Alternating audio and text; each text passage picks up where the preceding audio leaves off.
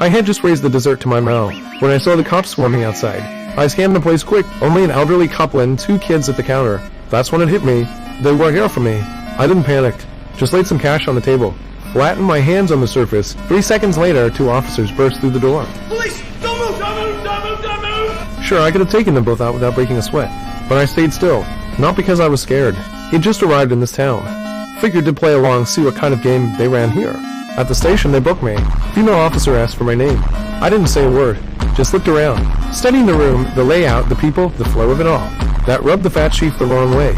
He barked, said HUD make sure I got roughed up. Lucky for me, that's when a black detective stepped in. He pulled me into a private room and laid it out. There had been a murder last night. Close minus range, execution denied, 95 minus grain rounds to the back of the head. Silencer used. Casings were covered by the shooter. The body? Beaten to hell afterward, then lazily covered with a piece of cardboard. Some witness saw a big guy me wandering near the dump site that morning. I stayed quiet for a long time. Didn't kill anybody. At least not recently. And not in this town. Then I told him, that was 1 killer. That was 3. One's a pro-methodical clean, the shooter. Second's a psycho beat the corpse to let off steam. Third's a coward slapped on that piece of cardboard in a panic. Didn't even notice the feet were still sticking out. He listened carefully. Then he asked the obvious. Why were you there? I told him he had just gotten off a 1 minus distance bus. Came here to pay respects to a blind blues singer who died in this town. I like music. He raised an eyebrow, glanced down at the items they found on me. A toothbrush, a French military medal, $200 in cash, 800 kilometers for a dead bluesman. And that's all I brought. Yeah, even to me, it sounded like crap.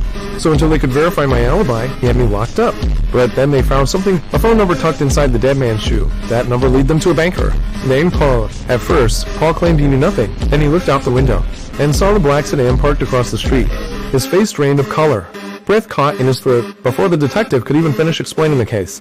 I did it. Paul was falling over himself to confess. Wouldn't even let the officer read him his rights. Just begged to be cuffed and taken in right away. Too fast, to me. The detective knew it. Paul was full of it, but he played along. That you just blew a man away. A double-barrel shotgun blast right to the face. And then burnt the body.